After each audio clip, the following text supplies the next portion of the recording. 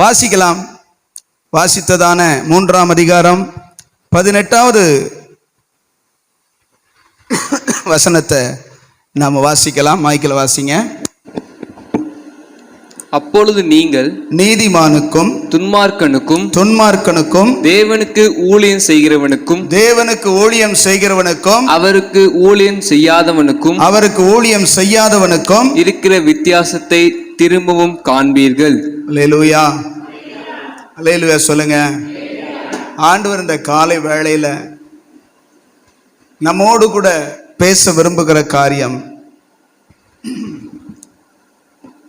நீதிமானுக்கும் துன்மார்க்கனுக்கும்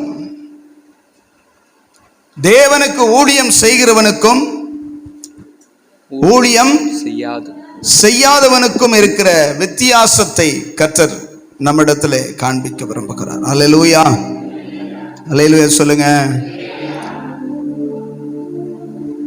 ஆண்டவர் நம்மை தம்முடைய மகா பெரிய கிருபையினால, தம்முடைய இரக்கத்தினால, தம்முடைய இரத்தத்தை சிந்தி நம்ம என்ன செஞ்சிருக்கிறார் கவனிக்கிறீங்களா? அந்த வசனத்தை நீங்க ஆராய்ச்சி பார்க்க வேண்டாம். இப்ப கொஞ்சம் என்னைய பார்த்து கேட்கறது கொஞ்சம் பதில் சொல்லுங்க. ஆமென் சொல்லுங்களேன். இங்க இருக்கிறவங்க சத்தமா அல்லேலூயா சொல்லுங்க. நீங்க என்னோட கூட கொஞ்சம் பேசுனா கொஞ்சம் உங்களுக்கும் என்ன செய்யாது, டயர்ட் ஆகாது. கொஞ்சம் என்னை கவனிச்சு பார்த்து நான் பேசுறதுக்கு மறுபடியும் என்ன செய்யுங்க, மறுமொழி கொடுங்க. அல்லேலூயா. ஆண்டவர் தம்முடைய மிகுந்த கிருபையினால, இரக்கத்தினால, தம்முடைய இரத்தத்தினால ஜீவனை கொடுத்து நம்ம என்ன செய்திருக்கிறார் சொல்லுங்க, மீட்டெடுத்திருக்கிறார், ரட்சித்திருக்கிறார். எதற்காக? எதற்காக எதற்காக இதை செய்தார்? நாம ஏதாவது அவர்கிட்ட என்னை எப்படியாவது ரட்சித்திருங்க ஆண்டவரே, எப்படியாவது நான் பரலோகத்துக்கு போகணும், நீங்க வாட்டுக்கு விட்டுட்டீங்கன்னா அப்புறம் நான் நரகத்துக்கு போயிடுவேன் அப்படின்னு நீங்க போய் ரெக்கமெண்ட் பண்ணீங்களா? அவர் கிருபையா நம்மளை என்ன செஞ்சிருக்கிறாரு? தம்முடைய கிருபையினாலே நம்மை ரட்சித்தவர். ஹல்லேலூயா. கவனிங்க, கிருபையினாலே ரட்சித்திருக்கிறார். அவருடைய கிருபை. எதற்காக ரட்சித்தார்? எதற்காக நம்மை தெரிந்து கொண்டார்?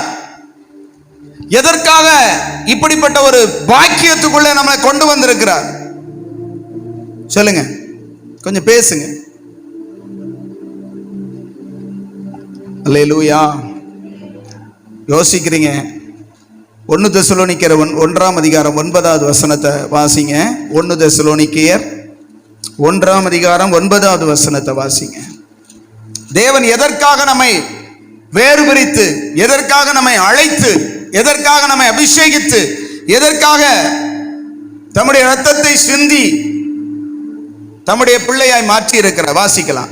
ஏனெனில், ஏன்னு கேட்டீங்கன்னா, அவர்கள் தாமே எங்களை குறித்து உங்களிடத்தில் நாங்கள் அடைந்த பிரவேசம் என்னதென்பதையும், ஜீவனுள்ள மெய்யான தேவனுக்கு ஊழியம் செய்வதற்கு, எல்லாரும் சேர்ந்து வாசிங்க.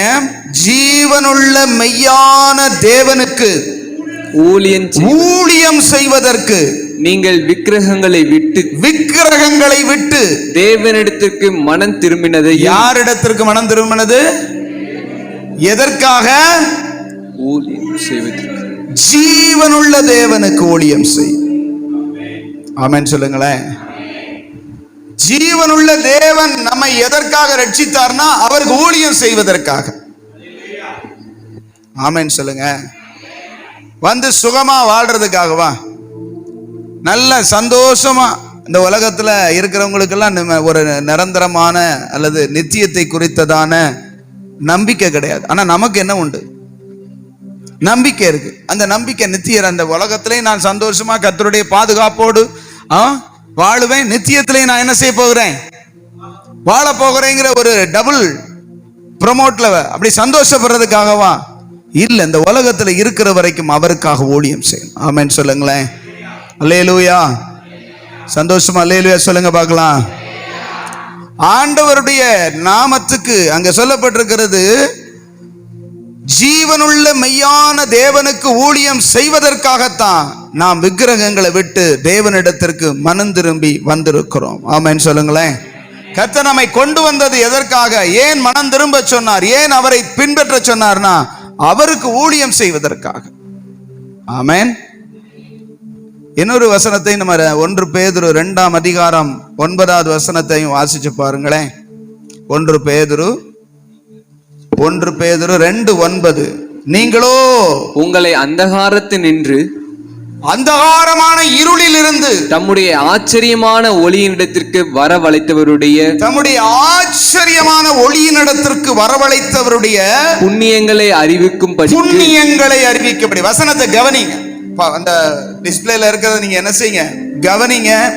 எடுத்து வாசிக்க தெரியாதவங்க இல்லாட்டி பைபிளை கவனிங்க. வரவழைத்தவருடைய புண்ணியங்களை அறிவிக்கும்படிக்கு தெரிந்து கொள்ளப்பட்ட சந்ததியாயும் ராஜரீகமான ஆசாரிய கூட்டமாயும் பரிசுத்த ஜாதியாயும் அவருக்கு சொந்தமான ஜனமாயும் இருக்கிறீர்கள். அல்லேலூயா. உங்களை எப்படி கர்த்தர் வச்சிருக்கிறாரா? எப்படி வச்சிருக்கிறார்? ராஜரீகமான ஆசாரிய கூட்டம். ஆமென். ஆசாரியர்கள்னு உங்களை என்னையும் கர்த்தர் பார்க்கிறாரா? பழைய ஏற்பாட்டுல லேவியர்கள் மாத்திரம்தான் ஆசாரிய ஊழியம் செய்ய முடியும் பழைய ஏற்பாட்டுல. ஆனா புதிய ஏற்பாட்டுல எல்லாரையுமே கர்த்தர் எப்படி சொல்றாரு? ராஜரீகமான ஆசாரிய கூட்டம். ராஜரீகமான ஆசாரிய கூட்டமாயும் அவருக்கு அடுத்து பரிசுத்த, சொல்லுங்க, பரிசுத்த ஜாதி. என்ன ஜாதிங்க? நீங்க என்ன ஜாதி? என்ன ஜாதி? ஜாலியரா? ஜாலி என்ன? ஆமாங்கிறாங்க. பரலோக ராஜ்யத்துக்கு போய்கிட முடியாது. அல்லேலூயா. நீங்க என்ன ஜாதி? என்ன பாஷா ஜாதி எல்லாம் கேட்டுக்கிட்டு இருக்கீங்க? சொல்லியிருக்காருல, நான் என்ன செய்ய முடியும்? நீங்க எந்த ஜாதியில பிறந்திருந்தாலும் பரவாயில்ல, பரிசுத்த ஜாதியா மாறினாத்தான் பரலோகத்துக்குள்ள போக முடியும். உங்ககிட்ட யாராவது நீங்க நீங்க என்ன நீங்க அப்படின்னு கேட்டா, உங்க சொந்தக்காரங்களாம் என்ன அப்படின்னு கேட்டோன்னா, நாங்க பரிசுத்த ஜாதி. சொல்லுங்க பாப்போம். என்ன ஒரு மாதிரியா பாக்குறீங்க? அப்படி ஒரு ஜாதியே கவர்மெண்ட்ல ஒதுக்கீடு இல்லையே. கவர்மெண்ட் ஒதுக்கல. பெர்மனண்டான பரலோக கவர்மெண்ட் வச்சிருக்கிற ஒரே ஒரு தகுதி பரலோக பரிசுத்த ஜாதி. ஆமென் சொல்லுங்க. இங்க வந்து வேலைக்கு போறதுக்கு வேற ஜாதி, அந்த ஓபிசி, பிசி, அப்படி இப்படி நிறைய கேட்டகரி எல்லாம் என்ன செய்யுது இருக்குது. அங்க போறதுக்கு ஒரே ஒரு கேட்டகரி தான் இருக்குது. என்ன கேட்டகரி? பரிசுத்த ஜாதி. ஆமென். அல்லேலூயா. அல்லேலூயா சொல்லுங்க. பக்கத்துல யாராவது அசந்திருந்தாங்கன்னா அப்படி தட்டி விட்டு சொல்லுங்க, அல்லேலூயா. பரிசுத்த ஜாதி மட்டும் கையை உயர்த்தி அல்லேலூயா. பரிசுத்த ஜாதி தானா? உங்க பிள்ளை கல்யாணத்துல தெரியும். ஆமென் சொல்லுங்க. உங்க பிள்ளை கல்யாணத்துக்கு நீங்க பத்திரிக்கை அடிக்கும் போது தெரியும். சில பேர் போடுவாங்க, அந்த இதெல்லாம் பழசெல்லாம் மறந்து வச்சு ஞாபகம் வர மாட்டேங்குது. பத்திரிகையில பார்த்தனாக்கும் இவர்கள் முத்துசுவாமி நாடாருடைய பேத்தியும் அந்த அந்த அந்த வார்த்தையை எடுத்துட்டா என்ன? முத்துசாமி அப்படின்னு போட்டா என்ன? சுப்பிரமணியம் மூப்பனார் அவர்கள் அப்படின்னு போட்டாட்டி என்ன? சொல்லுங்க.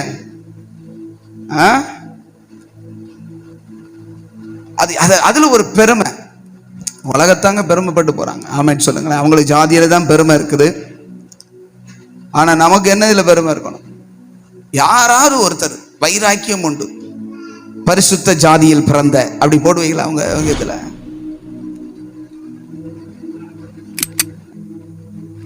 அப்படி யாராவது கொஞ்சம் வித்தியாசமா சிந்திச்சு பத்திரிக்கை அடிப்போமே. பரிசுத்த ஜாதி ஆகிய சார்லஸ் அவர்களுடைய மகன். அப்படி சார்லஸ் யார் இங்க இல்ல, நல்ல வேலை. ஆமென் சொல்லுங்களேன். இல்லாத பேரத்தை சொல்ல வேண்டி இருக்குது. இப்படி இப்படி அடிச்சதை எங்கேயாவது பார்த்துருக்கிறீங்களா?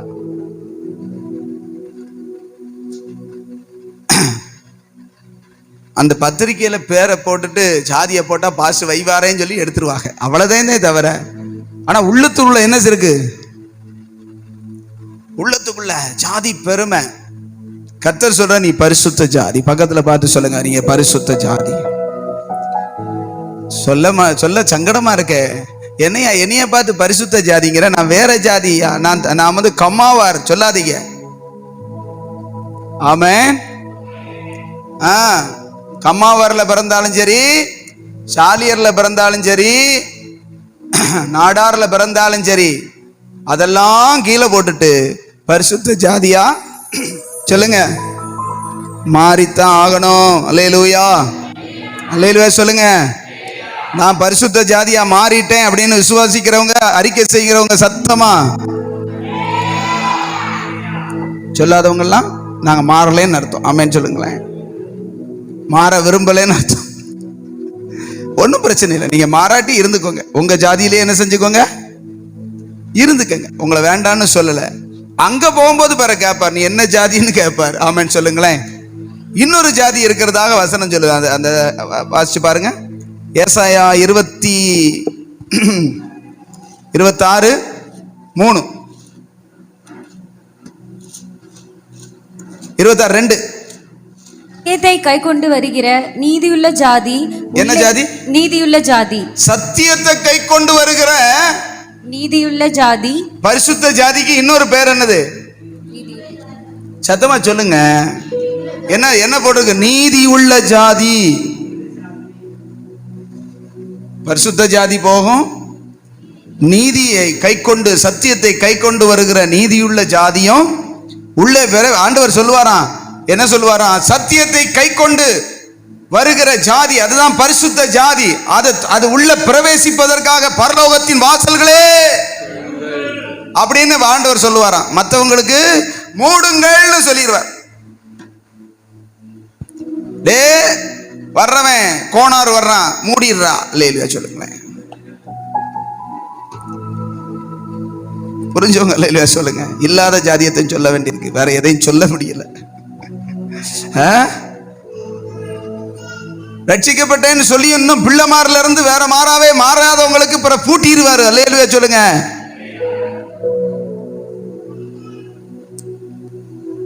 அடுத்து என்ன சொல்லப்பட்டிருக்கிறது? பரிசுத்த ஜாதியாயும், இங்க 1 பேதுரு 2:9 வாசிச்ச வசனம். பரிசுத்த ஜாதியாயும் அவருக்கு சொந்தமான ஜனமாயும். யாருக்கு சொந்தம்? தேவனுக்கு. கவனிங்க.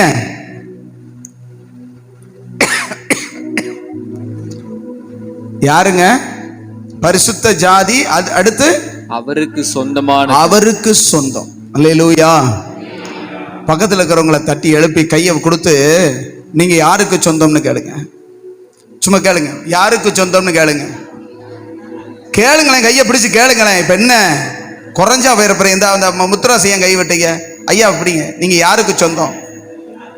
நீங்க யாருக்கு சொந்தம்? நான் தேவனுக்கு சொந்தம், நான் ஆண்டவருக்கு சொந்தம். சொல்லுங்க, ஆண்டவருக்கு சொந்தம் நானு. அல்லேலூயா. அவருக்கு சொந்தமானவர்களாயும், ஆமென் சொல்லுங்களேன், சொந்தமான ஜனமாயும் இருக்கிறீர்கள். ஆண்டவர் உங்களுக்கு சொந்தம்னா அவருடைய பிள்ளைகள் எல்லாருமே. சொல்லுங்க, உங்க பக்கத்தில் இருக்கிறவங்க உங்களுக்கு சொந்தமா இல்லையா? சொல்லுங்க, உங்களுக்கு பக்கத்தில் இருக்கிறவங்க சொந்தமா இல்லையா? அவங்க பழக்கம் ஒரே சபைக்கு வருவாங்க, ஆனா எங்களுக்கு சொந்தம் கிடையாது. உருப்படியோட சேர போறதே கிடையாது. அப்பா ஒருவரா, ஆனா பக்கத்தில் இருக்கிறவங்க வேறவங்களாம். இது என்ன கொடுமை? அப்படித்தான் இருக்கு. அல்லேலூயா. அப்பா ஒருத்தரா, நம்மெல்லாம் ஒரே தகப்பனுடைய. சொல்லுங்க, ஏசப்பா ஸ்தோத்திரம். அதெல்லாம் ரைட்டு தான். பக்கத்தில் இருக்கிறவங்க யாருன்னு கேட்டா தெரியல, அவன் வேற ஆளுங்க. அப்படித்தானே? சொந்தமாயும் இருக்கும். ஆமென். அப்பா சொந்தம்னா, அப்பா ஒருத்தர்னா பிள்ளைகள்லாம், மூத்தவர்னா அக்கா, மூத்தவர்னா அண்ணன், இளையவர்னா தங்கச்சி, இங்கிட்டு தம்பி. அவ்வளவுதான். அதுதான் இங்கிலீஷ்ல பிரச்சனை இல்லாம பிரதர் அண்ட் சிஸ்டர். அது மூத்தவங்களா இருந்தாலும் சரி, அவங்க இளையவர்களா இருந்தாலும் சரி. ஆமென் சொல்லுங்க. Praise Lord brother. அப்படித்தானே சொல்றோம், அப்படித்தானே சொல்றோம். ஸ்தோத்திரம் அப்படின்னு சொல்லிட்டு பிரதர் சிஸ்டர் தானே சொல்றோம். சகோதரனே சகோதரர், அது மூத்தவங்களா இருந்தாலும் சரி இளையவங்களா இருந்தாலும் சொல்றதோடு நிற்கக்கூடாது, அந்த உணர்வு வரணும். ஆமென் சொல்லுங்க. நாம எல்லாம் ஒரு தகப்பனுடைய, சொல்லுங்க, ஒரு தகப்பனுடைய. பக்கத்தில் இருக்கிறது யாரு? பக்கத்தில் இருக்கிறது யாரு? சொல்லுங்க சத்தமா. சகோதரி சகோதரன். சில பேர் முறைக்கிற முறையை பார்த்தாலே நீ என்ன என் சகோதரன் மாதிரியா நடத்துற அப்படிங்கிற மாதிரி இருக்குது. நாங்க அப்படி நினைக்காமட்டா இருந்தா இதை பேச முடியாது. ஆமென் சொல்லுங்களேன். எந்த இடமா இருந்தாலும் போய் நின்று எல்லா வீட்லையும் சாப்பிட்டு எல்லாரையும் எங்க பிள்ளைகளை நாங்க என்ன செய்யறோம், பாவிக்கிறோமா இல்லையா? என் மனைவிதான் சொல்லுவாங்க, முந்தி புதுசுல ஊழியத்துக்கு வர முன்னாடி சில வீடுகளுக்கெல்லாம் போனோன்னா பேசுறதுலாம் நல்லாதான் இருக்கும், ஆனால் அங்கே சாப்பிடுங்கன்னு சொன்னால் சாப்பிட முடியாது. ஏன்னா மனசுல அப்படி போட்டு. அதுக்கப்புறம் ஒரு வீட்டில் போய் எந்த வீடும் சொல்ல மாட்டேன், எந்த ஊரும் சொல்ல மாட்டேன், ஏன்னா என் மனைவினால உரிமையோடு சொல்கிறேன். ஒரு வீட்டுக்கு போய் ரொம்ப நேரமாக அவங்களுக்கு சுவிசேஷம் சொல்லி அவங்களுக்காக எல்லாம் பண்ணி இது பண்ணி அது சாப்பிட்டுத்தான் போகணும் மகளேன்னு அந்த அம்மா சொல்லிட்டாங்க. இவளுக்கு மற்ற வீட்டில் சாப்பிட்றதுக்கு என்ன செய்யாது. அவங்க ஒன்றும் தாழ்த்தப்பட்டவங்களோ ஒதுக்கப்பட்டவங்களோ கிடையாது, எல்லாம் நல்ல ஒரு உலக பிரகாரமா நல்ல கேட்ட. ஆனா அடுத்த வீட்லயே என்ன செய்ய முடியாது, சாப்பிட்றதுக்கு மனசு ஒத்துப்போகாது. ஏன்னா அவங்க சுத்தமா இருப்பாங்களோ இருக்க மாட்டாங்களோ அப்படிங்கிற ஒரு இதை சொல்லிட்டு, இல்லை நான் சாப்பிட்டேன் எனக்கு பசிக்கலை அப்படின்னு சொல்லிட்டு வந்துட்டாங்களாம் ஒருக்க. அவங்க சொன்ன சாட்சி தான், நான் உங்களுக்கு கேட்டிருப்பீங்க. அதுக்கப்புறம் வீட்டுக்கு வந்த உடனே ஆண்டவர் சொன்னாராம், இப்படிப்பட்ட நீ பரலோகத்துக்கு வந்துக்கிடுவியான்னு கேட்டாராம். லேலுவே சொல்லுங்களேன். நீ சகோதரன் சகோதரின்னு சொல்லி அவங்களுக்காக போய் ஊக்கமா ஜெபம் பண்ணி அவங்களுக்கு சுவிசேஷத்தை சொல்லி அப்பாவுடைய பிள்ளையா மாத்தணும் சொல்றியே, அவங்க வீட்டுல நீ தண்ணி குடிக்க மாட்டேங்கிற, கஞ்சி குடிக்க மாட்டேங்கிற, இருக்கிறத கொடுக்க, அவங்க சாப்பிட்றத கொடுக்குறாங்க, சாப்பிட வேண்டியதானேன்னு சொன்னாராம். உடனே திரும்பி திடுன்னு வீட்டுக்கு போய், என்னவா இப்பத்தான் போனீங்க வந்த, இல்ல எது என்னமோ சாப்பிட சொன்னீங்கல்ல, நீங்க கொடுங்க நான் சாப்பிட்டு போறேன்னு மறுபடியும் போய். புரியுதா உங்களுக்கு? ஆண்டவர் சொல்றத அது உணர்த்தினார்னா சரி, உணர்வுள்ள இருதயத்துக்கு உணரும். சில பேருக்கு உணர்வே வராது. இல்லையா சொல்லுங்களேன். புரியுதா உங்களுக்கு? இன்னைக்கு எத்தனையோ பாஸ்டர்ஸ் அப்படி இருக்கிறாங்க. பல வீடுகளுக்கு போய் அப்படி நான் அப்படி இல்லை, நான் எல்லா வீட்டிலும் எல்லாத்தையும் என்ன செய்வேன், சாப்பிடுவேன். ஆனால் தண்ணி மட்டும் மாற்றி கொடுத்து தொண்டையை கெடுத்துறாதீங்கன்னு சொல்லிடுவேன். ஆமென்னு சொல்லுங்களேன். அல்லேலூயா. நாங்கள் பெரும்பாலும் டீ குடிக்கிறது கிடையாது, அதனால எங்கேயும் டீ குடிக்கிறது கிடையாது. தண்ணி வேணா நாங்கள் மாற்றி கொண்டு போகக்கூடாதுங்கிறக்காக அந்த மினரல் வாட்டரை தூக்கிட்டே தர்றோம். மற்றபடிக்கு வேற எதுவுமே எல்லா வீடுகள்லையும். என் மனைவி நான் சொல்றது ஒரு 12 வருஷம் 12 வருஷத்துக்கு முன்னாடி, அதுல இருந்து இப்ப எல்லா வீட்லையும். ஆமென்னு சொல்லுங்களேன். அப்படி மாறணும். நம்ம எல்லாரையும் ஒண்ணு போல நினைச்சா தான் கர்த்தர் நம்ம என்ன செய்வார், தம்முடைய ஜனமாய் ஏற்றுக்கொள்வார். அல்லேலூயா அல்லேலூயா சொல்லுங்க. நாம எதற்காக ஆண்டவர் அழைத்திருக்கிறார்னா அவருடைய புண்ணியங்களை, சத்தமா சொல்லுங்க, எதற்காக? புண்ணியங்களை அறிவிக்க. சரி, நம்ம எல்லாம் வாசித்த அந்த பகுதியை எடுத்துக்கொள்ளலாமா? மறுபடியும் அந்த மல்கியா 3ஆம் அதிகாரம் எடுத்துக்கொள்ளுங்க. அந்த இடத்துல வாசிக்கும் போது 18 சொல்றாரு, நீங்கள் நீதிமானுக்கும் துன்மார்க்கனுக்கும் தேவனுக்கு ஊழியம் செய்கிறவனுக்கும் அவருக்கு ஊழியம் செய்யாதவனுக்கும் இருக்கிற வித்தியாசத்தை நீங்க பார்க்க போறீங்க. ஆமென் சொல்லுங்களேன். ஊழியம் செய்கிறது ஊழியம் செய்கிறதுனா என்ன? எல்லாரும் ஊழியம் செய்யறது தானே ஆண்டவர் அழைச்சிருக்காரு. அப்படின்னா நாங்கள்லாம் விசுவாசிகளா இருக்கிறோமே, நாங்கள் ஊழியமா செய்யறோம். நாங்கள் உலகத்துல தானே வேலை செய்யறோம். ஒரு டீச்சர் வேலை பார்க்குறோம், ஒரு தறி வேலை பார்க்குறோம், அல்லது வேற ஏதோ ஒரு கம்பெனில வேலை பார்க்குறோம். அப்படின்னா நாங்கள் ஊழியம் செய்யறோம்னா ஊழியத்தை எல்லாத்தையும் விட்டுட்டு ஊழியத்துக்கு வந்துடுறதா? ஆண்டவர் என்ன சொல்றார்? அல்லேலூயா. ஆண்டவர் சொல்றாரு, ஊழியம் செய்கிறவனுக்கும் ஊழியம் செய்யாதவனுக்கும். ஆனா புதிய ஏற்பாட்டுல நம்ம எல்லாரையுமே எப்படி அழைச்சிருக்கிறார்? எதற்காக அழைச்சிருக்கிறார்? 1 தெசலோனிக்கேயர் 1:9 வாசிக்கும் போது என்ன சொல்றாரு?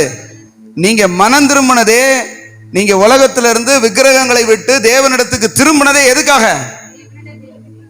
சத்தமா சொல்லுங்க, ஜீவனுள்ள தேவனுக்கு ஊழியம் செய்வதற்காக.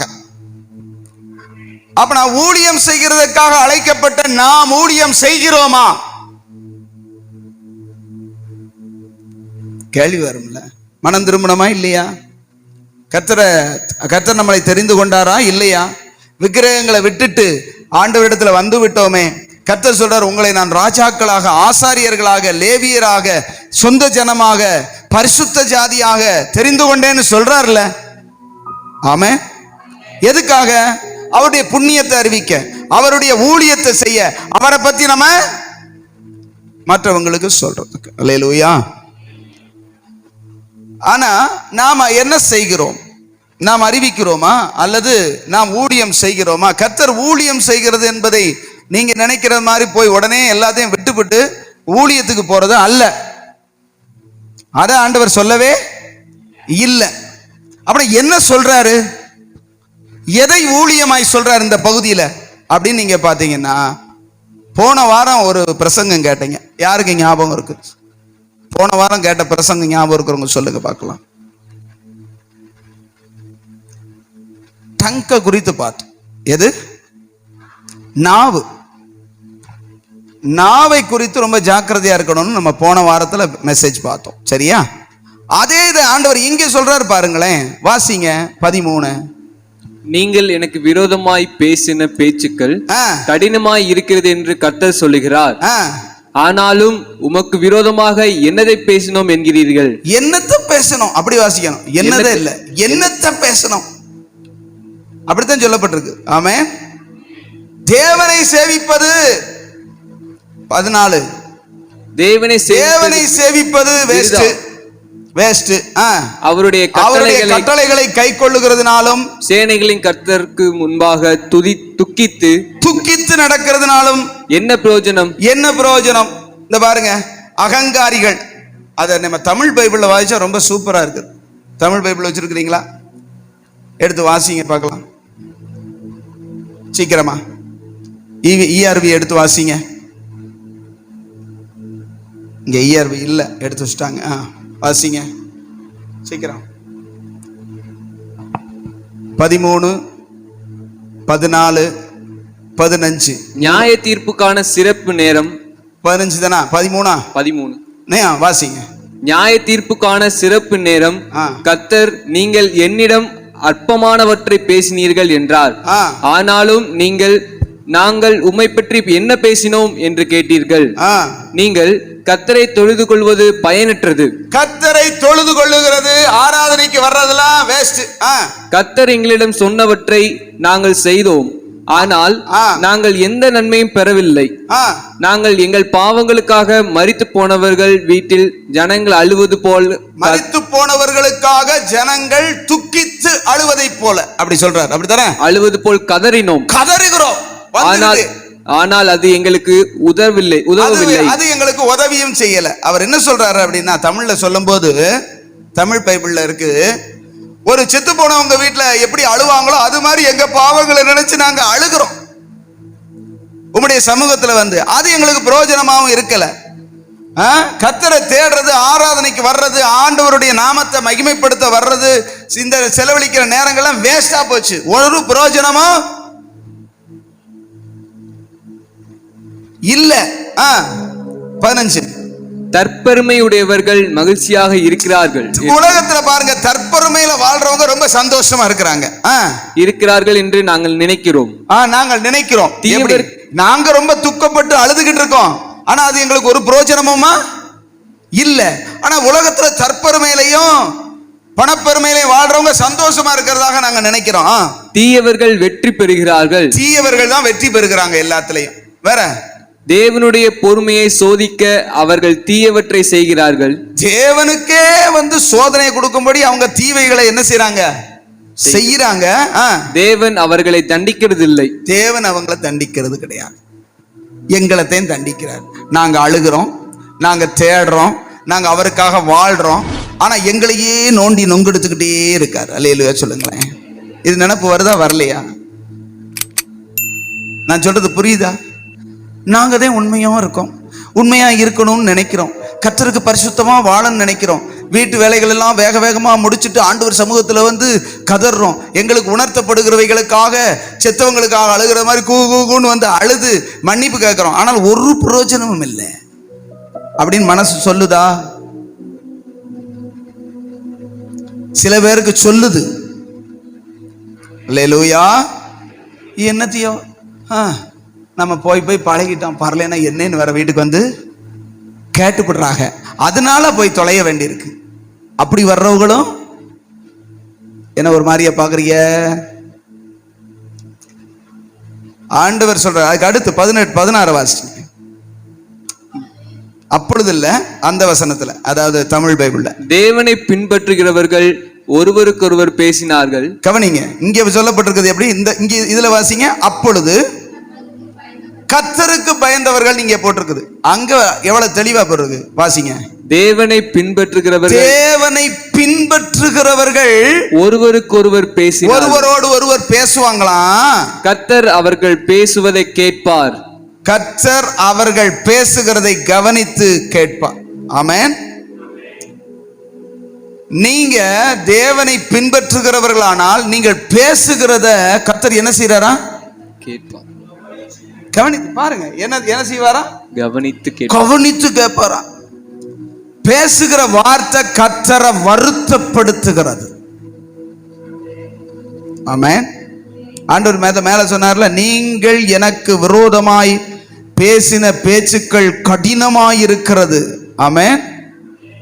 ஆண்டவரை வருத்தப்படுத்தும்படியான வார்த்தைகள். அப்பனா நான் கர்த்தருக்கு ஊழியம் செய்கிறவனாய் தேவன் என்னை தெரிந்து கொண்டால் அவரை சந்தோஷப்படுத்தும். புரிஞ்சவங்க அல்லேலூயா சொல்லுங்க. அல்லேலூயா, அல்லேலூயா சொல்லுங்க. சத்தமே எழும்ப மாட்டேங்குது, என்னன்னு தெரியல.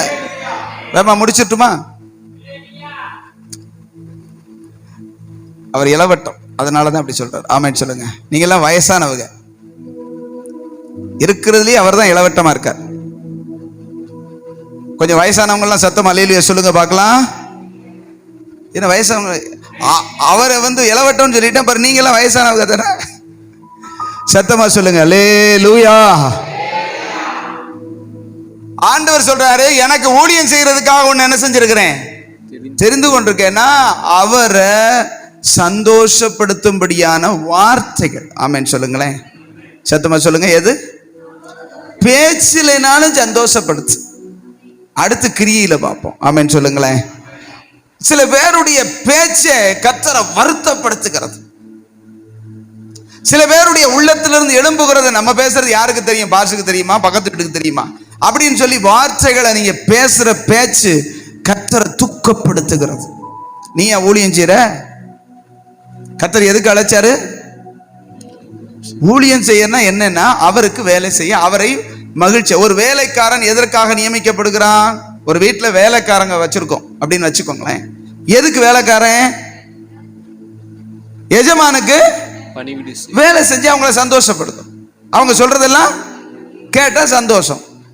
அவன் இஷ்டத்துக்கு பேசுறான், அவன் இஷ்டத்துக்கு செய்யறான்னா எப்படி எந்த எஜமான் சந்தோஷப்படுவார்? ஓடுறா அப்படின்னு ஒரு ரத்தத்தை வெளியே வத்திர வேண்டியது.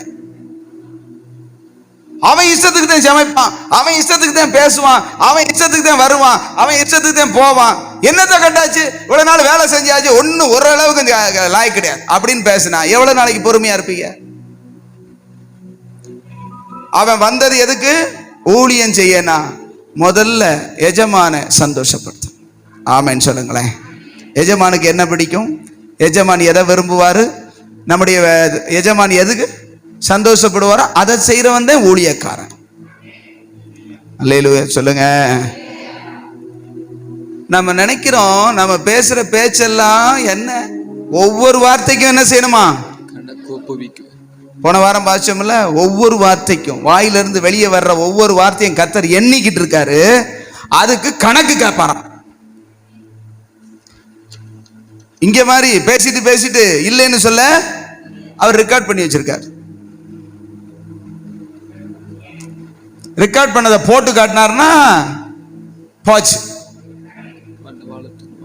தெரியாம பேசிட்டேன் ஆண்டவரே. தெரியாம இல்லை, நீ தெரிஞ்சுதான் பேசுறேங்கிறதுக்கு உன் சிந்தையில இருக்கிறதையும் போட்டு காட்டிடுவார். ஆமென் சொல்லுங்களேன். மனுஷன்ட்ட மறைக்கலாம், ஆனா தெய்வத்திட்ட என்ன செய்ய முடியாது. பேசின பேச்சை ரெக்கார்ட் பண்ணிடுவாரு, சத்தமா நினைச்ச நினைவை படமா ரெக்கார்ட் பண்ணிடுவார். உன் நினைவுல எப்படி படம் ஓடுதோ அது மாதிரி படமா ரெக்கார்ட் பண்ணிடுவார். தெரியாம வாய் தவறி வந்துருச்சுன்னு சொல்லவே முடியாது. அதைத்தான் சொல்றாரு, கர்த்தரை தேடுகிறவர்கள். அந்த 16 வசனத்துல என்ன சொல்லப்பட்டிருக்குது? கர்த்தருக்கு 16 இல்ல இல்ல, தேவனை பின்பற்றுகிறவர்கள். இங்க போடு, தேவனை பின்பற்றுகிறவர்கள். இங்க சொல்லப்பட்ட கர்த்தருக்கு பயந்தவர்கள். இந்த 2 பைபிளை நீங்க வச்சு பார்த்தீங்கன்னா இன்னும் கொஞ்சம் உங்களுக்கு நல்லா புரியும். அதுக்கு தான் சொல்றேன். ஆமென். தேவனை பின்பற்றுகிற நாம் பேசுகிறதை கர்த்தர் கவனித்து கேட்கிறார். ஆமென் சொல்லுங்க. பக்கத்துல உள்ளவங்களை பார்த்து சொல்லுங்க, நீங்க பேசுறதையும் நான் பேசுறதையும் கர்த்தர் கவனிச்சு கேட்கிறாரு. சொல்லுங்க சொல்லுங்க சொல்லுங்க. பக்கத்துல உள்ளவங்களை கையை பிடிச்சு சொல்லுங்க சொல்லுங்க, நீங்க பேசுறதையும் நான் பேசுறதையும் கர்த்தர் கவனிக்கிறாரு. கவனிக்கிறது மட்டும் இல்ல, அதை ஞாபக புஸ்தகத்துல எழுதுறாராம். அந்த வசனத்தை வாசிச்சு பாருங்க, நீங்க வாசிங்க. கர்த்தருக்கு பயந்தவர்களுக்காகவும் அவருடைய நாமத்தை தியானிக்கிறவர்களுக்காகவும் ஞாபக புஸ்தகம் ஒன்று அவருக்கு முன்பாக எழுதப்படுகிறது. நீங்க நினைக்கிற மாதிரி ஞாபக புஸ்தகம்னா பெரிய புஸ்தகமா இருக்கும்னு நினைக்காதீங்க. டிஜிட்டல். ஆமென் சொல்லுங்களேன். நமக்கே இப்ப இந்த ஊழண்டி சிப்புல ஆயிரக்கணக்கானவைகளை பதிவு பண்றோமே, பரலோகத்துல உலகத்துல இருக்கிற ஒவ்வொருவருடைய சிந்தையிலையும் இருக்கிறதையும் பதிகிறதுக்கு எவ்வளவு பெரிய சிப்பு வச்சிருப்பாரோ தெரியல, போய் பார்த்தா தான் தெரியும். ஆமென் சொல்லுங்களேன். நம்ம 1 DP 2 DP அப்படின்லாம் சொல்றோம், எத்தனை கோடி டிபி வச்சிருக்காரோ தெரியல. அது கூட நகத்தை விட சின்னதா இருக்குமோ என்னமோ தெரியல. அவருடைய மூளையில பயங்கரமான மூளை. ஆமென் சொல்லுங்களேன். உலகம் உண்டானது முதற்கொண்டு ஆதாமில இருந்து இனிமே பிறக்க போறவன் இதனுடைய சிந்தையெல்லாம் பதிவு பண்ணணும். ஆமென் சொல்லுங்க. எத்தனை இப்ப மொத்த தொகை என்னங்க? உலக மக்கள் தொகை. உலக மக்கள் தொகை என்ன தெரியாதா? இந்திய மக்கள் தொகை என்ன? நான் வேற லோகத்தில் இருக்கிற மாதிரி எனக்கு என்னமோ மாதிரி கேட்குறீங்க. இந்திய மக்கள் தொகை என்ன? 143 கோடிக்கு மேல போயிருச்சு. உலக மக்கள் தொகை ஏறத்தாழ 830 கோடிக்கு மேல போயிருச்சு. 830 கோடி பேரும் என்ன சிந்திக்கிறான்னு பதிஞ்சுக்கிட்டு இருக்காராம். என்ன கொடுமை பத்தீங்களா? நம்மளால சிந்திக்கிறான்னு முடியுதா? அத்தனை பேருடைய நினைவையும் கர்த்தர் என்ன செய்கிறார்? ரெக்கார்ட் பண்ணுகிறார். ஒருத்தரோடு ஒருத்தர் பேசுறதை யாருக்கும் தெரியாம சந்துக்குள்ள உட்காந்து, யாருக்கும் தெரியாம வாசப்படியில உட்காந்து, யாருக்கும் தெரியாம மொனமொனன்னு பேசுறதெல்லாம் அவர் எழுதிக்கிட்டு இருக்காராம். என்ன பயங்கரமா இருக்கு. நீங்க பேசுற பேச்சுக்கெல்லாம் என்ன நடக்க போதோ தெரியல. அந்த பக்கத்து வீட்டு கிழவியோட பேசுற பேச்சு இருக்கே, அப்பா, அந்த கிழவிகள் பேச்செல்லாம் வேண்டாம் தானே எழுதி வச்சிருக்காரு. ஆமென் சொல்லுங்க. அது என்ன கிழவிகள் பேச்சுனா என்ன? இந்த கிழவிகளுக்குன்னே ஒரு பொழுதுபோக்கு என்ன? பேசியே பொழுதுபோக்குறது. அல்லேலூயா. அது ஏன் கிழவர்கள் பேச்சுன்னு எழுதுறேன்னு தெரியல. 2 கிழவங்க உட்காந்தா கொஞ்ச நேரத்தில் சண்டை வந்துடும் தெரியுமா உங்களுக்கு? ஆனா அந்த கிழவிகள் 2 பேர் உட்காந்தாங்கன்னா முடிவுல 6 பேரும் சேர்ந்துருவாங்க. பேசியே கொண்டு விடுவாங்க. எங்க தெருல, பழைய தெருல, நான் எந்த தெருன்னு சொல்ல மாட்டேன், நாங்க ஒரு காலத்துல வாழ்ந்த தெருல ஒருத்தர் இருக்கிறார். அவர் தனியா தான் உட்காந்துருப்பார். அல்லேலூயா சொல்லுங்க. அவர் தனியா தான் உட்காந்துருப்பார். அவங்க வீடு தெருவில் மையத்தில் இருக்கு. அவர் கொஞ்சம் மத்திய பிரதேசம் பெருசா இருக்கும், புரியுதா அவங்களுக்கு? வகுருமா இருப்பார். நல்லா என்ன செய்வார்னா சம்மணம் போட்டு உட்காந்துக்கிடுவார். வெத்தலை வேற போடுவார், பொடி வேற போடுவார். அவர் பேர் எங்க மகன், என் தம்பிமாருக்கு வச்சது பேர், என் தம்பியினுடைய செட்டு.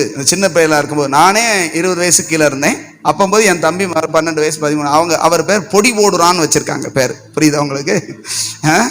அவர் பேர் பொடி போடுறான். அப்படி உட்காந்துக்கிட்டு அப்படி இழுத்துட்டு அப்படி பாப்பார் பாருங்க. தெருக்கடைசியில் ஒருத்தர் வருவார்.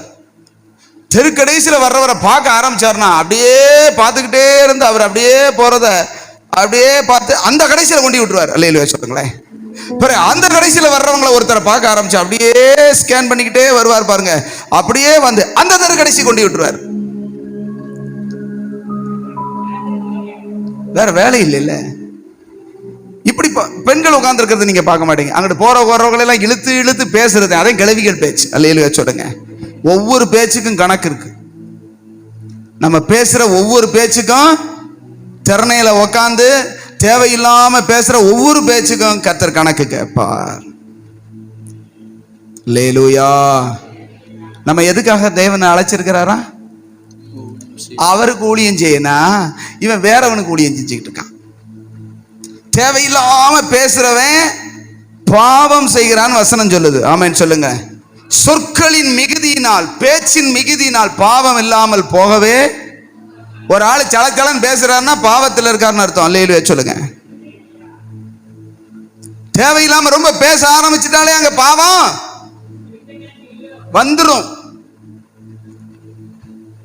அப்படின்னா நம்ம ஊழியம் செய்யணும். வாயினால கர்த்தருக்கு ஊழியம் செய்யணும். ஆமென் சொல்லுங்களேன். நீங்க போய் உட்காந்து ஒரு மணி நேரம் வெளியே உட்காந்து அந்த கிழவிகளோட பேசுறதுக்கு, கிழவிகள் பேச்ச பேசுறதுக்கு உட்காந்து ஸ்தோத்திரம் பண்ணி கர்த்தரை புகழ்ந்து பாடினீங்கன்னா கிருபை பெருகும். ஆமென் சொல்லுங்களேன். கர்த்தர் மகிழுவார். நான் உன்னை அழைச்சதே, உன்னை தெரிந்து கொண்டதே எனக்கு ஊழியம் செய்யணும், நீ பிசாசுக்கு ஊழியம் செஞ்சுக்கிட்டு இருக்கிற. ஆமென் சொல்லுங்களேன். யாருக்கு ஊழியம் செய்யணும்? நம்முடைய ஜீவனுள்ள தேவனுக்கு. நீங்க போய் ஊழியம் செஞ்சு அப்படியே தொழிலை விட்டுட்டு இல்ல, நம்முடைய வார்த்தையினால் அவரை மகிமைப்படுத்துங்க, கர்த்தரை மகிமைப்படுத்துங்க. ஆமென் சொல்லுங்களேன்.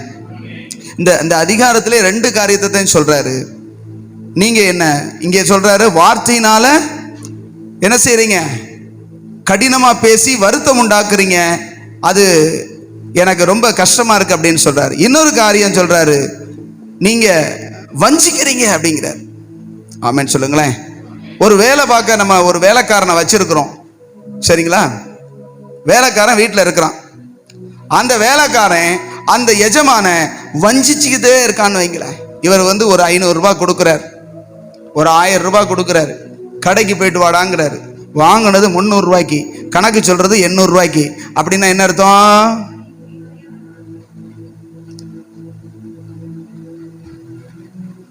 அல்லேலூயா.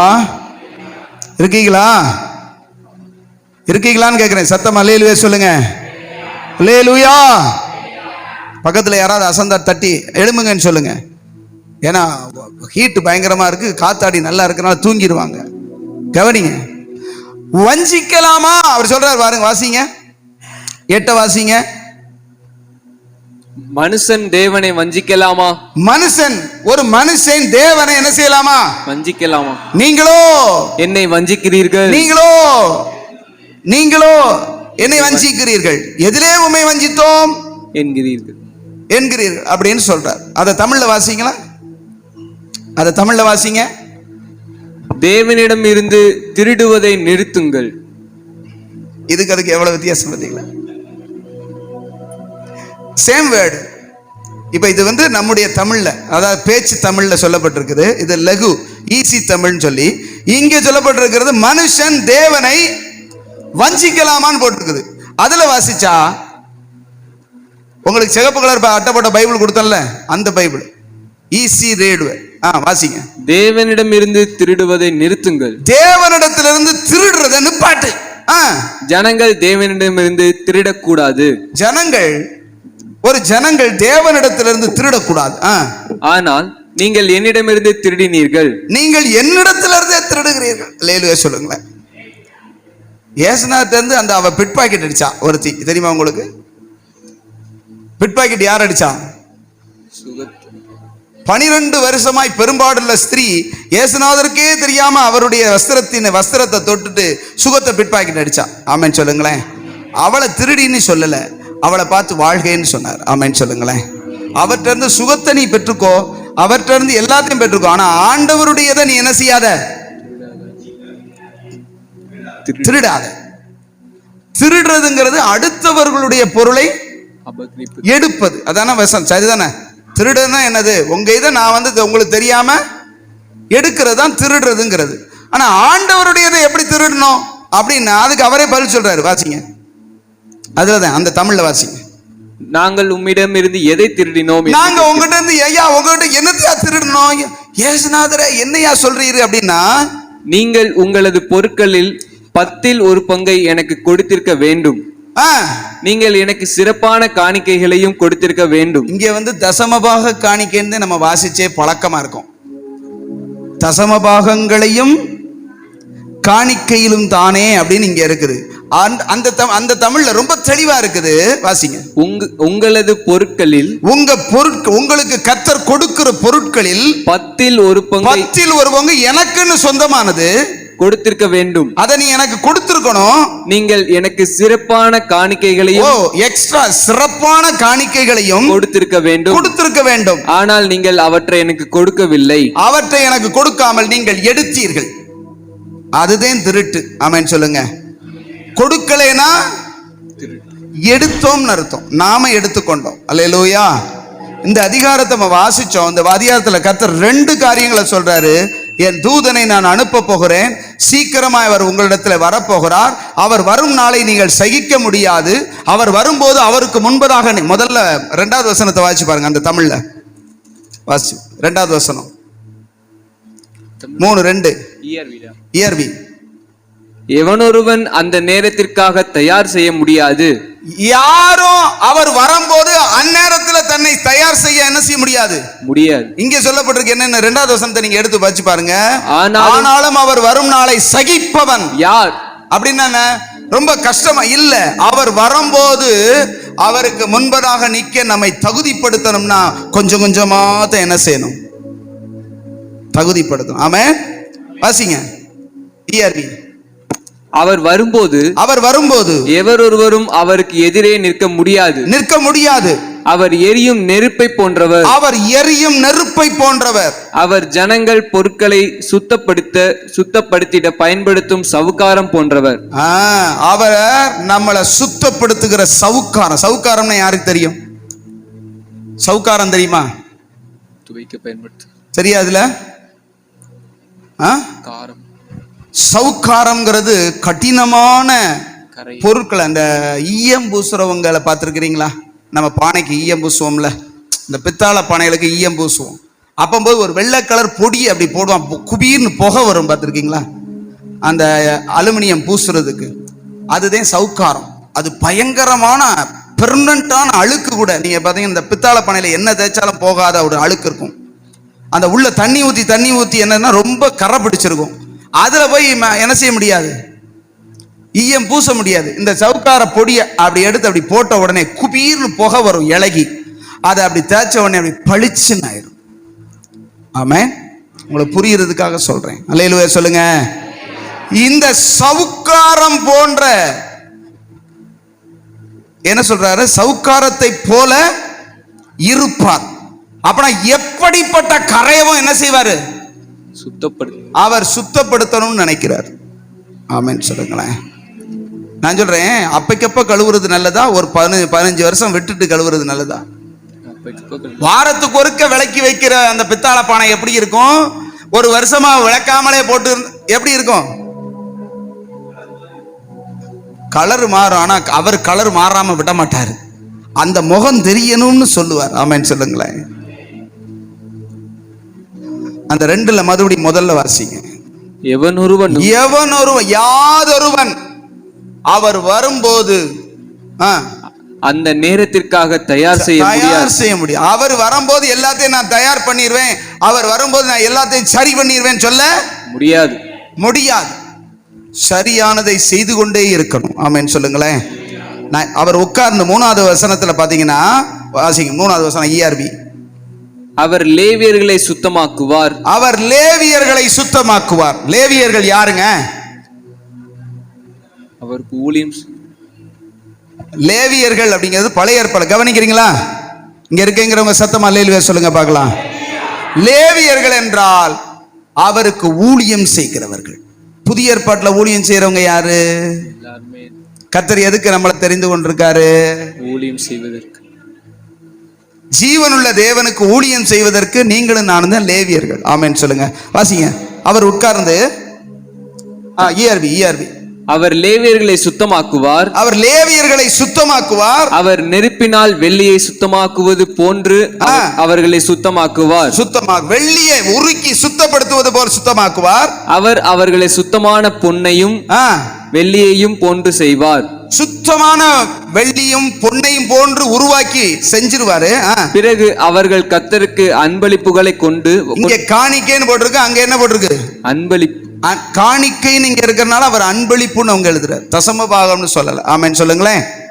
அன்பளிப்புகளை கொண்டு வருவார்கள். அவர்கள் எல்லாவற்றையும் சரியான வழியில் செய்வார்கள். சரியான வழியில செய்வார். தேவன் சொல்ற வழியில சுத்தப்படுத்தப்பட்ட பிறகுதான் செய்வாங்க. ஆமென் சொல்லுங்களேன். அப்ப ஆண்டவர் என்ன சொல்ல வர்றார் அப்படின்னா, தேவன் தன்னுடைய வார்த்தையின்படி தன்னுடைய இருதயத்தில் இருக்கிற அந்த திட்டத்தின்படியான காரியங்களை நாம் செய்து சுத்திகரிக்கப்படும் நினைக்கிறார். ஆமென் ஆமென் சொல்லுங்க. அப்படி சுத்திகரிக்கப்பட்டவர்களாய் நாம் செலுத்துகிற காணிக்கைகளை தான் தேவன் ஆராதனையாய் அவருக்கு செய்கிற ஊழியமாய் பார்க்கிறார். ஆமென் அல்லேலூயா சொல்லுங்க. இங்கே நம்ம 9ல வாசிக்கும் போது சொல்றாரு, நீங்கள் திருடினீர்கள் அப்படிங்கிறார். அப்படின்னா எவ்வளவு பெரிய வார்த்தை அது, எவ்வளவு பெரிய கடுமையான வார்த்தை. நமக்கு அழகா வஞ்சித்தீர்கள் அப்படின்னு சொல்லப்பட்டிருக்கு. ஆமென். அப்படி சரியா 10வது வசனத்தை நம்ம சாதாரண பைபிள்ல வாசிக்கலாம். என் ஆலயத்தில் ஆகாரம் உண்டாயிருக்கும். எல்லாம் சேர்ந்து வாசிங்க. என் ஆலயத்தில் ஆகாரம் உண்டாயிருக்கும்படி தசம பாகங்களை எல்லாம் பண்டசாலையிலே கொண்டு வருங்கள். அப்பொழுது நான் வானத்தின் பனகலிகளை திறந்து இடங்கொள்ளாமற் போகும் மட்டும் உங்கள் மேல் ஆசீர்வாதத்தை வருஷிக்க மாட்டேன் என்று அதனால் என்னை சோதித்து பாருங்கள். அதே ERV-ல அந்த பாதியை வாசிக்கலாம். அப்பொழுது நான் வாசிங்க, அந்த வாசிக்கலாம், 10 வாசிக்கலாம். சர்வ வல்லமையுள்ள கர்த்தர் கூறுகிறார், தேவனாகிய கர்த்தர் கூறுகிறார், இந்த சோதனையை முயற்சி செய்து பார். சொல்றார், சோதனையை முயற்சி செஞ்சு பார். உன்னிடம் உள்ளவற்றில் 10ல் 1 பங்கை என்னிடம் கொண்டு வா. அவற்றை கருவூலத்தில் போடு. அவற்றை கருவூலம்னா பண்டகசாலையில போடு. என் வீட்டிற்கு உணவு கொண்டு வா. என்னை சோதனை செய். என்ன சோதனை செய்? நீ அவற்றை செய்தால் பின்னர் நான் உண்மையாக உன்னை ஆசீர்வதிப்பேன். வானத்திலிருந்து மழை பெய்வது போன்று, வானத்திலிருந்து மழை எப்படி பெய்யுதோ நல்லவை உன்னிடம் வரும், அதே போல நல்லவைகளாய் உன் மேல பெய்யுங்கிறார். ஆமென் சொல்லுங்களேன். அது கொஞ்சம் நல்ல தெளிவா இருக்கும். வானத்திலிருந்து மழை பெய்யுது, எப்படி பெய்யுது? அது மாதிரி உன் மேல நல்லதா பெய்யும். ஆமென் சொல்லுங்க. எப்ப நீ என் வசனத்துக்கு உண்மையா கீழ்ப்படியும் போது அப்படிங்கிறார். அடுத்து 11 வாசிங்களேன். இதுல வாசிச்சுட்டு அதுல வாசிப்போம். எல்லாம் சேர்ந்து வாசிங்க. பூமியின் கனியை பட்சித்து போடுகிறவைகளை உங்கள் நிமித்தம் கண்டிப்பேன். அவைகள் உங்கள் நிலத்தின் பலனை அழிப்பதில்லை. வெளியில் உள்ள திராட்சை கொடி பழம் இல்லாமற் போவதும் இல்லை என்று சேனைகளின் கர்த்தர் சொல்கிறார். ERV, நான் உங்கள் விளைச்சலை அழிக்கும் பூச்சிகளை அனுமதிக்க மாட்டேன். நான் உங்கள் விளைச்சலை, உங்களுக்கு வருகிற ஆசீர்வாதங்களை கெடுக்கிற பூச்சிகளை அனுமதிக்கவே மாட்டேன். உங்கள் திராட்சை கொடிகள் எல்லாம் திராட்சைகளை விளைய செய்யும், திராட்சை பழங்களை விளைய செய்யும். சர்வ வல்லமையுள்ள கர்த்தர் இவற்றை கூறினார். பாத்தீங்களா? இங்க ரொம்ப தெளிவா இருக்கும். உங்க மேல நான் மழை பெய்யறது மாதிரி நன்மையை பெய்ய பண்ணுவேன். உங்க இடத்துல விளையிற விளைச்சலை கெடுக்கிற பூச்சிகளுக்கு அனுமதிக்க மாட்டேன் சொல்றாரு. பாத்தீங்களா? அப்படின்னா ஏதோ ஒரு பூச்சி வந்து நம்ம இதை அரிச்சு போடுது அப்படின்னா சம்திங் ஏதோ ராங். அல்லேலூயா. ஏதோ ஒரு வருமானம் வருது, எல்லாம் வருது, ஆனா இருக்குது. ஏதோ ஒரு வகையில எனக்கு குறைவாவே இருக்கு. எங்கேயோ ஒரு ஓட்டை நான் விட்டுருக்கேன்னு அர்த்தம். ஆமென் சொல்லுங்க. தேவனுக்கு ஊழியம் செய்ய நினைக்கிறேன், நான் வேற எதுக்கோ ஊழியம் செஞ்சிருக்கேன், அல்லது அவரை துக்கப்படுத்தி கொண்டு இருக்கிறேன். வார்த்தையில இருக்கலாம், வாழ்க்கையில இருக்கலாம். ஆமென்.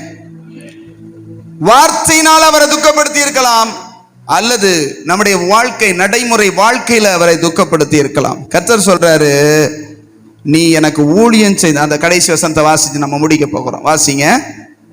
17, 18 வாசிப்போம்.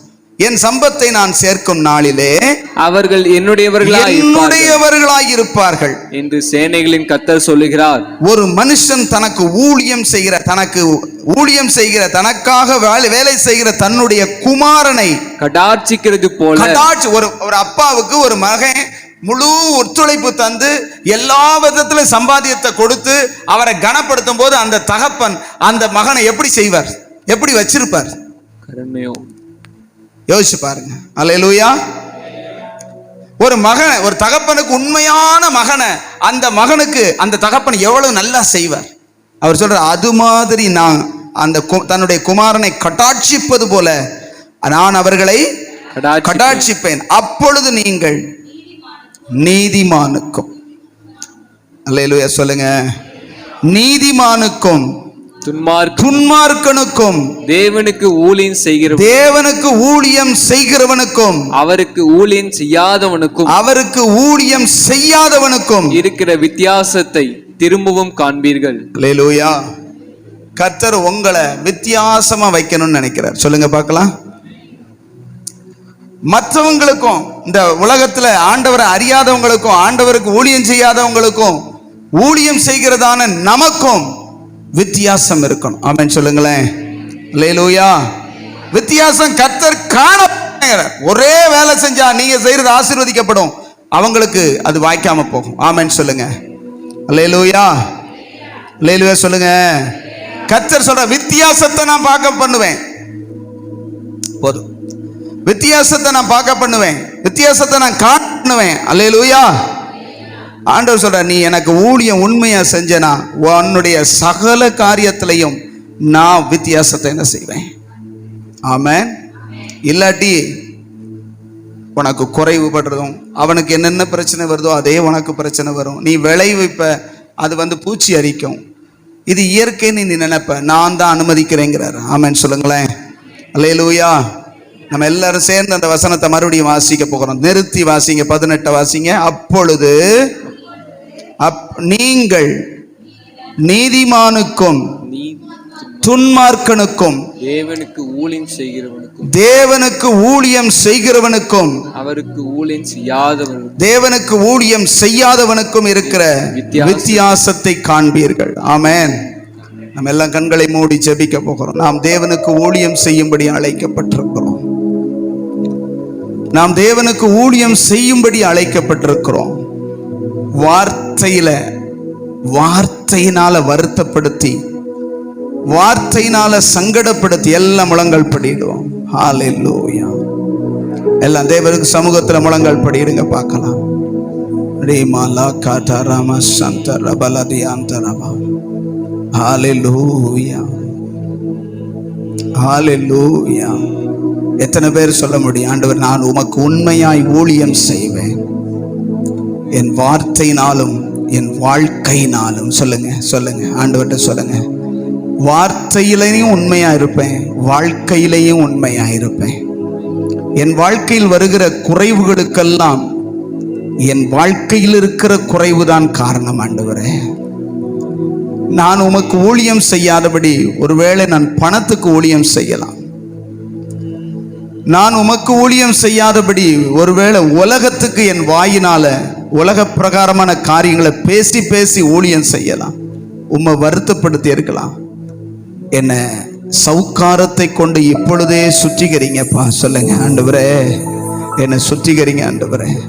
எனக்கு வருக வேண்டிய வானத்து மழையை போல வர வேண்டிய நன்மைகள் எதனால் தடைபட்டிருக்கிறதுன்னு எனக்கு தெரியலப்பா. என்னை சுத்திகரிங்க ஆண்டவரே. சொல்லுங்க. அப்படியே எழும்பி நிற்போமா? அப்படியே எல்லாம் எழும்பி நிறுங்க பார். எல்லாரும் ஆண்டவர் சமூகத்துல எழும்பி நின்று, ஜீசஸ் ஹல்லேலூயா, ஹல்லேலூயா, ஹல்லேலூயா. என்னை சுத்திகரித்திருங்கப்பா. அவர் உட்கார்ந்து லேவியின் புத்திரரை வெள்ளியை போலவும் பொன்னை போலவும் சுத்திகரித்து அவர்கள் செலுத்துகிற காணிக்கையை அங்கீகரிப்பார். ஆமென் சொல்லுங்களேன். ஹல்லேலூயா. கர்த்தர் உங்களை அங்கீகரிச்சா தாங்க உங்களுக்கு ஆசீர்வாதம்.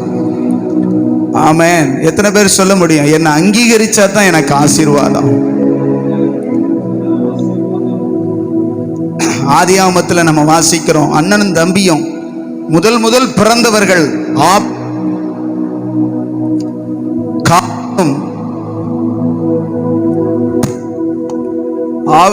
ஆபேலும் காயினும் அங்க தேவனுக்கு காணிக்கை கொண்டு வர்றாங்க. 2 பேருமே கொண்டு வர்றாங்க தங்களுடையத. ஆனா கர்த்தர் அங்கீகரித்தவனைத்தான் ஆசீர்வதித்தார். ஆமென் சொல்லுங்களேன். அங்கீகாரம் ரொம்ப முக்கியம். அங்கீகாரம், கர்த்தர் அங்கீகரிக்கணும் நம்முடையத. ஏதோ ஆண்டவருக்குன்னு தர்றங்க கொஞ்சோன்னு இல்லை. ஆண்டவர் சொல்றாரு, தெளிவா சொல்றாரு, நீ ஏன் இதை திருடாத. ஏன் இதை நீ திருடுனா உன்னை நான் எப்படி ஆசீர்வதிக்க முடியும்? நீ எனக்காக ஊழியம் செய்யறதுக்காக அழைக்கப்பட்டிருக்கிற. நான் உன்னை தெரிந்து கொண்டதே எனக்கு ஊழியம் செய்வதற்கு. ஆனா நீ என்கிட்டயே திருடுறியன்னு ஆண்டவர் சொல்றாரு. அல்லேலூயா. திருடனை எப்படிங்க பிளஸ் பண்ண முடியும் ஆண்டவரால? வஞ்சகனை எப்படி ஆசீர்வதிக்க முடியும்னு ஆண்டவர் கேட்கிறார். தயவு செய்து ஆண்டவர் சமூகத்தில் அப்படியே கண்களை மூடி, ஆண்டவரை என்னை சுத்திகரித்திருங்கப்பா சொல்லுங்க. சுத்திகரித்திருங்கப்பா. நான் வாயினால ஒருவேளை உம்மை வருத்தப்படுத்தி இருக்கலாம். என் வாழ்க்கையில எனக்கு நீ கொடுத்தவைகளினால உம்முடையதை திருடி வருத்தப்படுத்தி இருக்கலாம். உங்க ஆசீர்வாதத்துக்கு தடையா நானே இருந்திருக்கிறேன். என்னை மன்னிச்சு என்னை தயவா சுத்திகரிங்கப்பா சவுக்காரத்தை கொண்டு. ஆமேன்னு சொல்லுங்களேன். சவுக்காரத்தை கொண்டு அப்படின்னு வசனம் சொல்லுது. புதிய ஏற்பாட்டில் அவருடைய திரு ரத்தத்தை கொண்டு நம்மை சுத்திகரிக்கிறார். அதை விட வல்லமை உள்ளது. ஆமை. நம்முடைய பரம்பரை சாபங்களையும் பாவங்களையும் கழுவ வல்லமையுள்ள இரத்தத்தினால நம்மை கழுவ போதுமானவராயிருக்கிறார். ஹல்லேலூயா. ஆண்டவரே என்னை கழுவுங்கப்பா சொல்லுங்க. என்னை கழுவுங்க. உமக்கு ஊழியம் செய்யணும். எனக்கு உரியவைகளாலும் என்னாலும் நான் ஆண்டவரே என்னுடையவைகளாலும் முழுவதுமாய் நான் உமக்கு ஊழியம் செய்ய, உம்மை மகிமைப்படுத்த எனக்கு உதவி செய்யுங்க சொல்லுங்க. நீங்க கர்த்தருக்கு காணிக்கை கொடுக்குறீங்க, அது கர்த்தரை ஆராதிக்கிறது, கர்த்தரை மகிமைப்படுத்துறது, அல்லது கர்த்தருக்கு ஊழியம் செய்யறது. ஆமென் சொல்லுங்களேன். ஆமாம். கர்த்தரை துதிக்கிறது, கர்த்தரை பாடுகிறது, கர்த்தரை மகிமைப்படுத்துவது அவருக்கு ஊழியம் செய்கிறது. ஆமென் சொல்லுங்களேன். அல்லேலூயா. அவருடைய வார்த்தைகளை கீழ்ப்படுகிறது அவருக்கு ஊழியம் செய்கிறது. ஆமென் சொல்லுங்களேன். அவர் சொன்னதை நீங்க கேட்டீங்கன்னா கர்த்தர் சொல்லுவார், என் ஊழியக்காரன், உண்மையுள்ள ஊழியக்காரன் என்று சொல்லுவார். ஹல்லேலூயா. நீங்க ஊழியம் நினைச்சா போய் ஊரா இயேசுவை பத்தி சொல்றது மட்டும் ஊழியம் அல்ல. அவருடைய வார்த்தைக்கு முழுவதுமாய் கீழ்ப்படுகிறது ஊழியம். அவருடைய வார்த்தையின்படி நம்மை மாற்றிக்கொள்ளுகிறது ஊழியம். அவருடைய சத்தியத்தை அப்படியே கேட்டு கீழ்ப்படிந்து அவருக்கு உண்மையாயிருப்பது ஒரு ஊழியம். ஆமென் சொல்லுங்க. ஹல்லேலூயா. ஹல்லேலூயா. எதுல உண்மையா இல்லை? எதுக்காக நீங்க ஊழியம் செய்றீங்க? கர்த்தருக்கு ஊழியம் செய்றீங்களா அல்லது ஊழியம் செய்யலையா? 4 பேருக்கு இயேசு பத்தி சொன்னா ஊழியம் செஞ்சுட்டேன்னு சொல்லாதீங்க. அது மாத்திரம் அல்ல, உன் வாழ்க்கை சுத்திகரிக்கப்பட்டு கர்த்தர் ஒன்னில் சந்தோஷப்படணும். ஆமென் சொல்லுங்களேன். உன்னை குறித்து எஜமான் மகிழணும். நான் அவனை ரட்சித்தேன், நான் அவனை உலகத்திலிருந்து வேறு பிரிச்சு என் ரத்தத்தினால கழுவி அவனை வேறு பிரிச்சு கொண்டு வந்தேன், அவன் என்னை மகிமைப்படுத்துறான்னு சொல்லணும். ஆமென் சொல்லுங்களேன். ரத்தத்தையே முழுவதுமாக கொடுத்தாரு, நீ அவருக்காக நீ எதை கொடுத்துட போற? ஆமென் சொல்லுங்க. என்ன கொடுக்க முடியும்? அதனாலதான் என்னையே நான் முழுவதும் தருகிறேன் அப்பா. எத்தனை பேர் சொல்றீங்க, ஆண்டவரே உம்முடைய வார்த்தையின்படி, உம்முடையதான சத்தியத்தின்படி, உம்முடையதான நீர் எங்களுக்கு கற்றுக் கொடுத்த காரியங்களின்படி நாங்க உண்மையா இருக்க எங்களை சுத்திகரிங்கப்பா. ஹல்லேலூயா. நான் வாழ்றதே உமக்காகத்தான்ப்பா. எத்தனை பேர் சொல்ல முடியும்? நான் வாழ்றதே உமக்காகத்தானப்பா. சொல்ல முடியுதா? நான் வாழ்றதே உமக்காகத்தான், உமது ஊழியம் செய்கிறதற்காகத்தான். சொல்லுங்க. உமக்காக ஊழியம் செய்யத்தான் நான் வாழ்றேன். அதுக்கு தான் என்ன நீங்க வேறு பிரிச்சு கொண்டு வந்திருக்கிறீங்க. ஆமென். விசுவாசிக்கிறீங்களா? அது அப்படியே ஒரு பாட்டா பாடுவோம். ஹல்லேலூயா. நான் வாழ்வது உமக்காக, உமது ஊழியம் செய்வதற்காக. உண்மையா சொல்லுங்க பார்க்கலாம். நான் வாழ்வது உமக்காக, உமது ஊழியம் செய்வதற்காக. சொல்லுங்க பார்க்கலாம். நான் வாழ்வது உமக்காக, உமது ஊழியம் செய்வதற்காக. மறுபடியுமாய் நான் வாழ்வது உமக்காக, உமது ஊழியம் செய்வதற்காக. உமக்காக யாவையும் சகித்துக் கொள்வேனே, என் ஜீவனையும் பொருட்டாக நினைப்பதில்லையே. உமக்காக யாவையும் சகித்துக் கொள்வேனே, என் ஜீவனையும் பொருட்டாக நினைப்பதில்லையே. நீ தந்த ஊழியத்தை நிறைவேற்றிட, நீ தந்த ஊழியத்தை நிறைவேற்றிட ஆசையுடன் தினம் ஓடிடுவே, ஆசையுடன் தினம் ஓடிடுவே. நான் வாழ்வது உமக்காக, உமது ஊழியம் செய்வதற்காக. நீங்க சொல்லுங்க. நான் வாழ்வது உமக்காக, உமது ஊழியம் செய்வதற்காக.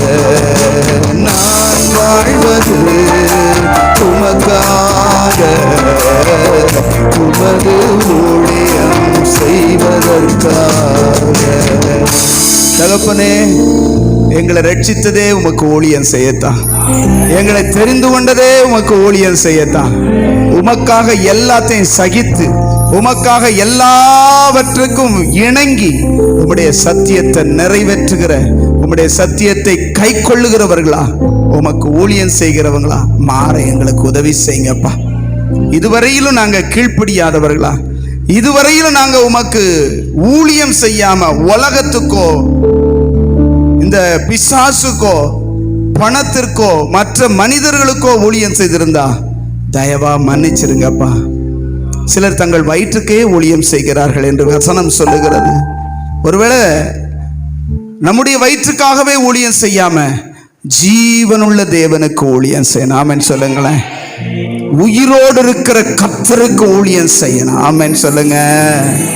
நம்முடைய தேவன் ஜீவனுள்ள தேவன். நம்ம பேசுறத கவனிக்கிறாரு, நம்ம செய்யறத எழுதி வைக்கிறாரு, ஒவ்வொன்றுக்கும் கணக்கு கேட்பார். ஆமென் சொல்லுங்க. ஹல்லேலூயா. தகப்பனே, அப்படிப்பட்ட உணர்வு எங்களை நிரப்பட்டும். நாங்க உமக்கு ஊழியம் செய்வதற்காகத்தான் தெரிந்து கொள்ளப்பட்டிருக்கிறோம். உமக்கு ஊழியம் செய்கிற மகனை நீங்க கடாட்சிப்பது போல உண்மையாய் உமக்கு ஊழியம் செய்கிற ஒவ்வொருவரையும் கடைசி நாளில் கடாட்சித்து உம்முடைய ராஜ்யத்துக்குள்ளே கொண்டு போகிற தயவுக்காக உமக்கு ஸ்தோத்திரம். அவர்களுக்கு வெகுமதி கொடுக்கும்படி, அவர்களுக்கு ஜீவ கிரீடம் கொடுக்கும்படி, அவர்களுக்கென்று வைத்திருக்கிற மேன்மைக்காக உமக்கு ஸ்தோத்திரம். ஹல்லேலூயா. கடாட்சிப்பேன் அப்படின்னா காப்பாற்றி அவர்களை ஆசீர்வதிப்பேன். ஹல்லேலூயா. அவருக்கு உண்மையா ஊழியம் செய்கிறவங்க நித்திய ராஜ்யத்தில் அவரோடு கூட நிரந்தரமான பரிசை பெற போகிறார்கள். ஹல்லேலூயா. கர்த்தாவே, நீர் அப்படி செய்வீர். வார்த்தையில் உண்மை உள்ளவர் அப்படி செய்வீர்.